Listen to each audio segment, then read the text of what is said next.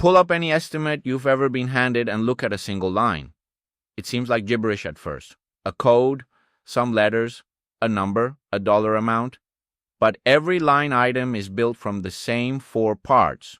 And once you can read them, you stop guessing about what the field crew needs to document. That's the whole point here. We read the line so we document the right things once. Let's take a real one. Say the line reads, dry 1 or 2, hang, tape, and finish drywall. Unit SF, quantity 384. Price per unit, some number. 4 parts.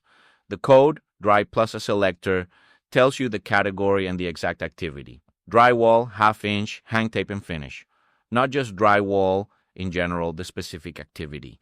The unit, SF, tells you how it's measured, square feet. LF is linear feet, EA is each, SQ is a roofing square, which is 100 square feet, HR is labor hours. The unit tells you what kind of measurement to walk in with.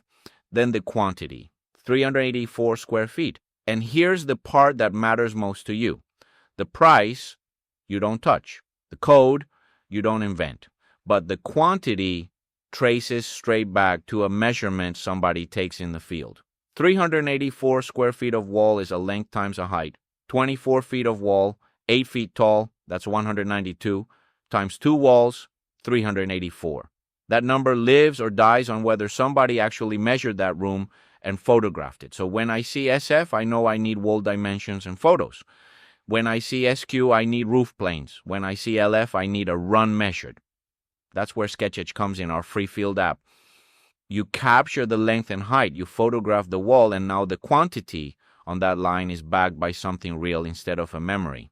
You read the estimate to know what to document, you document it in SketchEdge, and you hand a fully documented job to estimate experts to build the estimate. You're not changing anybody's number. You're making sure the fieldwork behind it is solid. Read it, don't guess.